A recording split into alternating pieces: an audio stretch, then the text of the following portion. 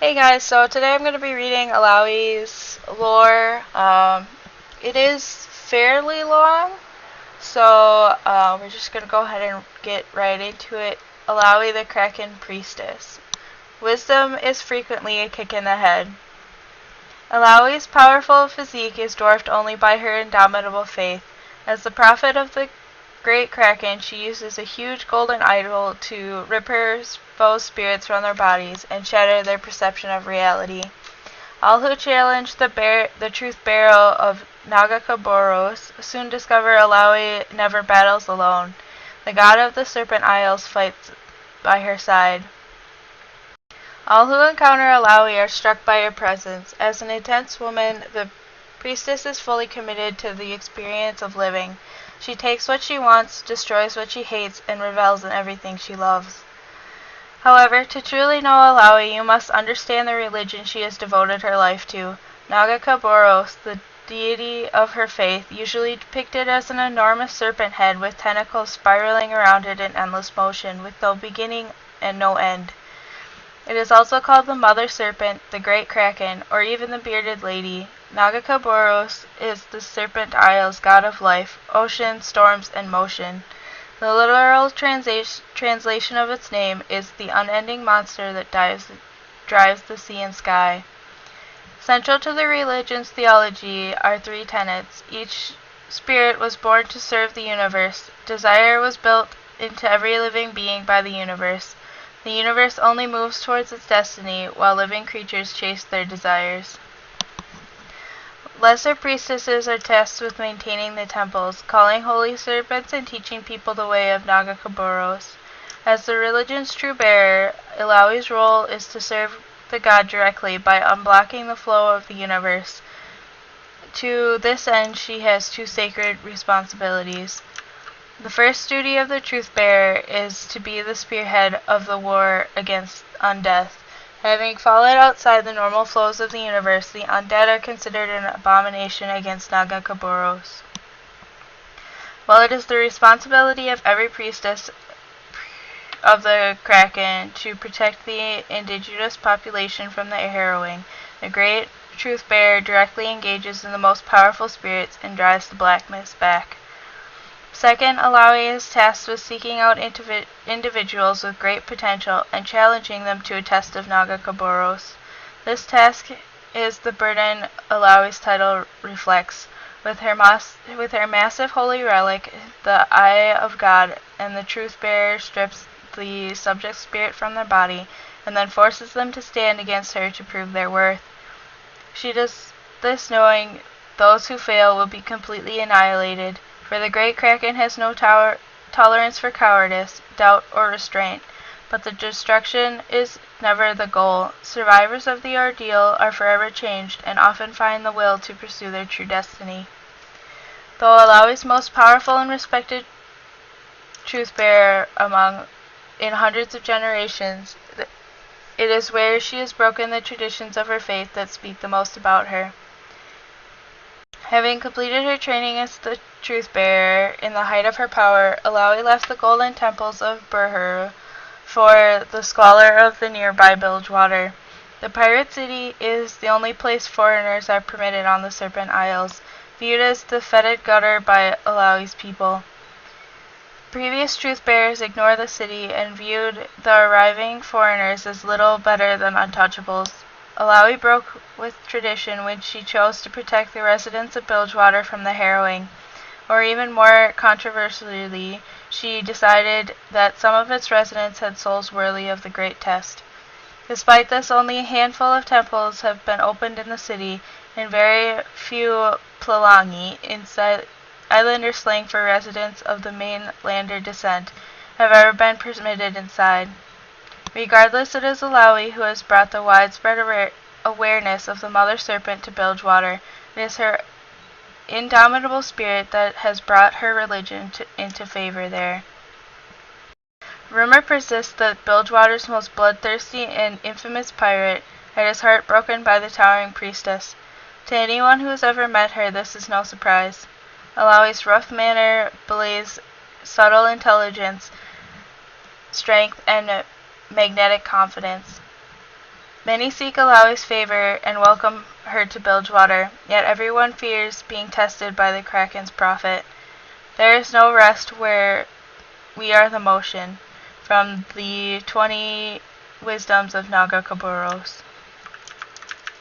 The Burden. Truth-bearer, this is why we must retreat to Burhu. We cannot save the Puelangi, said the Hierophant. The heavy-set woman grinned, obviously pleased by the prospect of leaving Bilgewater. You have mentioned that before, Illaoi said, walking around the stone table in the center of the room. She rolled her shoulders, loosening her muscles to fight off a yawn. Beside the Hierophant, an elderly serpent caller stood. He wore a vestment made of robes. Each indigo-dyed cord had been woven to curl. Their varying thicknesses and faded Kraken ink gave him the illusion of being draped in rough-hewn tentacles. His face was completely covered in black tattoos depicting the endless teeth of a leviathan's maw. Monks and serpent callers were always trying to look scary. It was an annoying habit of most men. The greatest beasts won't approach Bilgewater, the serpent caller said with a wheeze. They stay out in the deep water, away from the stench of the slaughter docks. At best, a few half-starved younglings will heed our summons. Only the greatest children of Naga Kaburos were strong enough to consume the mists and defend the city from the harrowing, and the rest of the Serpent Isles didn't have this problem. It was yet another reminder of the arrogance of Bilgewater's population. The mainlanders and their descendants didn't give much time for fresh water to flow through and clean their docks. Instead, the Puelangi settled permanent anchorages around every shore in the bay. It was so foolish. Many of the priesthood asserted that it was proof that the Puelangi actually wanted to be consumed by the black mists. Crap, Illaoi said, as if she was going to stay. She would have to find a way to defend the city without the serpents.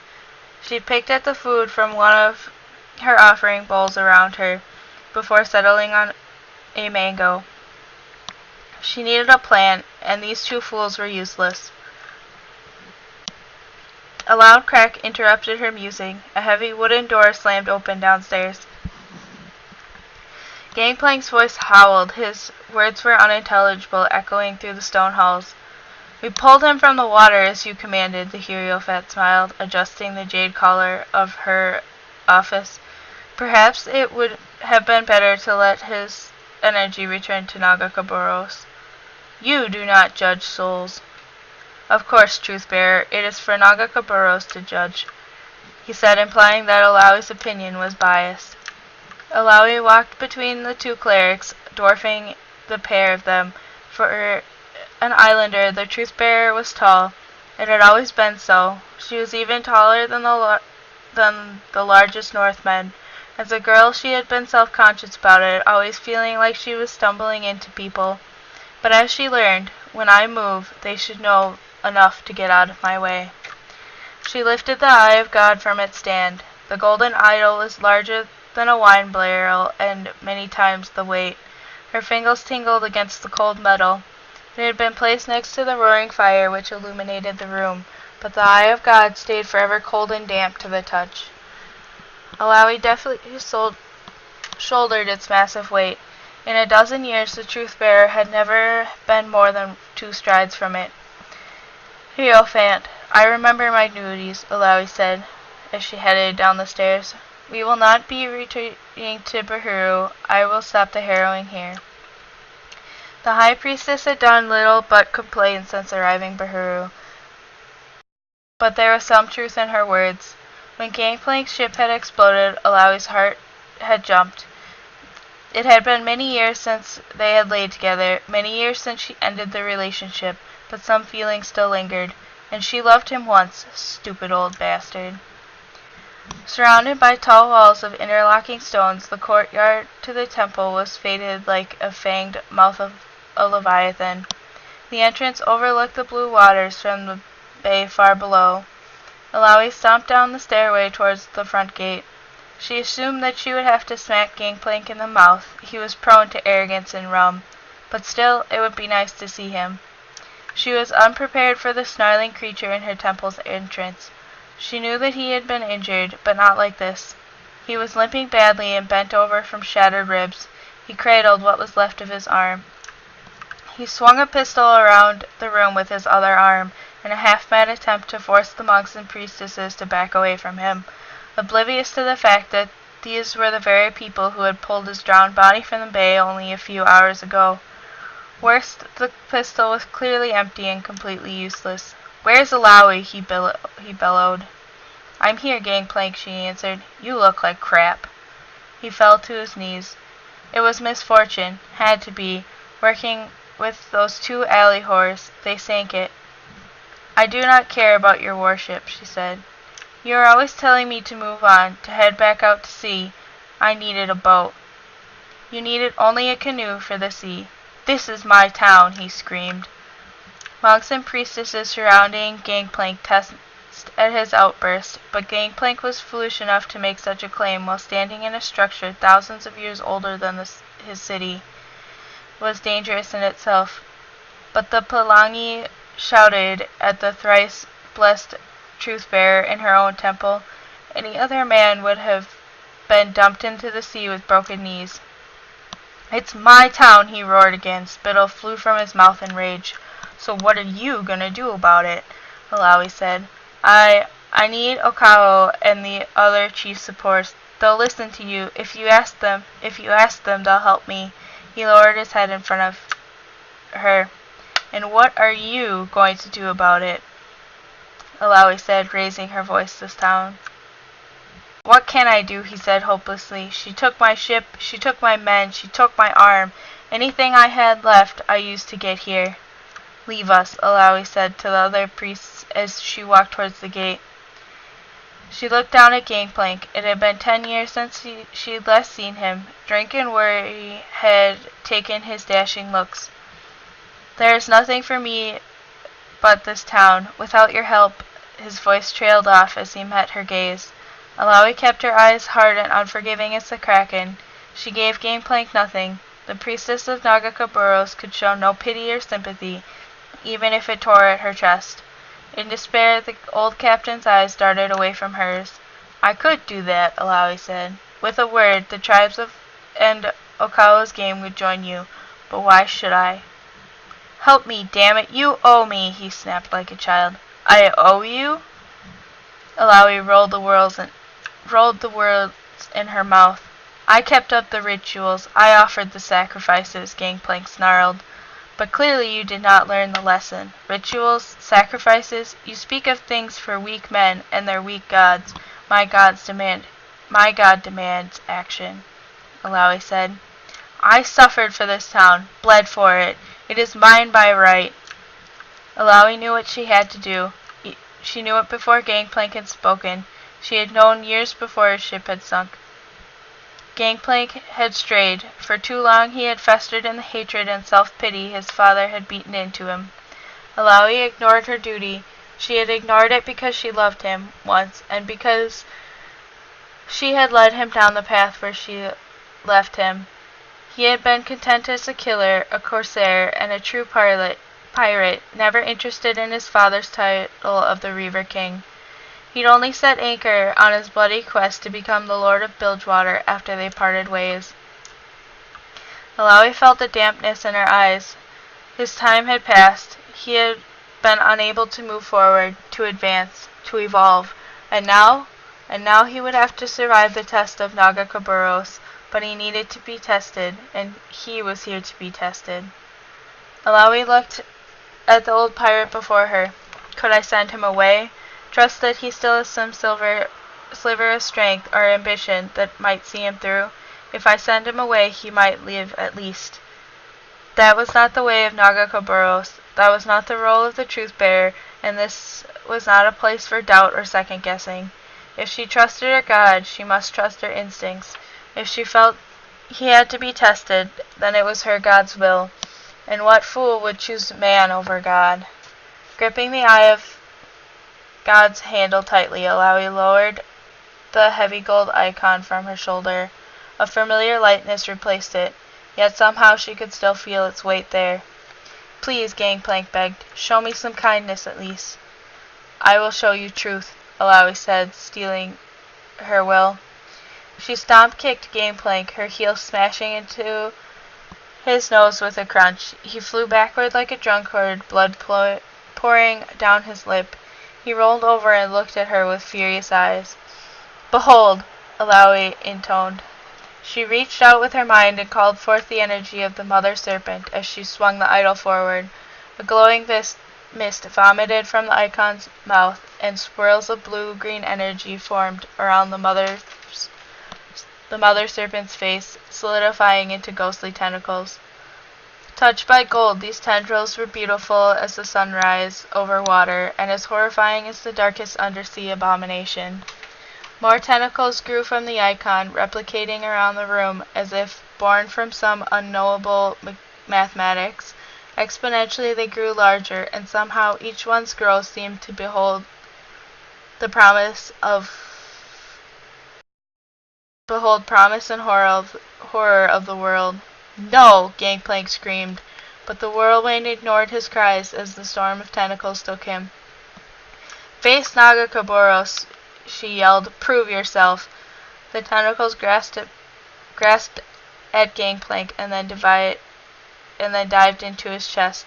He shuddered as ghostly images of his past lives shook around him. He screamed as his soul was ripped from his body. His doppelganger stood unmoving before Illaoi. The spirit of Gangplank smoldered almost a blinding blue, its body crackling and flickering through previous lives. The mass of tentacles attacked the wounded captain. Gangplank rolled and stumbled to his feet, dodging what he could. But for each one he missed, more and more appeared. Reality twisted and churned around him. The storm of tentacles crashed against him, pulling him down, pulling him further and further from his soul, toward oblivion. Illaoi wanted to look away. More than anything, she wanted to turn her eyes. But it is my duty to witness his passing. He is a great man, but he has failed. The universe demands. Gangplank rose. Slowly, inexorably, and unrelentingly, he forced his broken body to stand. He ripped himself from the mass of tentacles and advanced step by painstaking step, roared through the agony, bloody and exhausted. He finally stood in front of Illaoi. His eyes bulged with hate and pain, but full of purpose. With one final ounce of strength, he walked into the glowing besiege of his spirit. I will be king. The wind fell still. The tentacles ruptured in bursts of light. Nagakoboros was satisfied. You are in motion, Illaoi smiled. Gangplank stood inches from his former love, glaring at her. His back arched and his chest swelled with the sweet air of resolve. He was a proud captain once more. Gangplank turned and walked away from her, no less injured or limping, but his stride now held its familiar boldness. Next time I ask for help, just say no, Gangplank growled. Do something about that arm, Illaoi said. It was nice to see you, he said, as he walked out of the temple and down the long steps towards the water below. Stupid old bastard, she grinned. As the monks and the Hierophant returned to the antechamber, Illaoi remembered that there were thousands of things that she needed to do, 1,000 little burdens she needed to carry. The truth-bearer would have to meet with Sarah Fortune. Illaoi suspected Nagakoboros would soon need to test the bounty hunter. Tell Okao and the chiefs to support Gangplank, Illaoi said to the Hierophant. Help him retake the city. The city is in chaos. Many want his head. He won't survive the night, the Hierophant grumbled, looking at the injured captain struggling down the steps. He still is the right man for the job, Illaoi said, as he hefted the great god onto her shoulder. We can never be certain if we are doing the right thing, or how things will happen, or when we will die, but the universe gives us our desires, our instincts, and we must trust them. She began walking up the steps from the courtyard to the inner temple, the truth-bearer's idol on her shoulder. It was a heavy burden, but Illaoi didn't mind it. She didn't mind at all. So that's the end of Illaoi's lore. I hope that you guys enjoyed it. If you did, you can leave a like and a subscribe and comment below if you feel like it. And I hope that everybody has a nice day.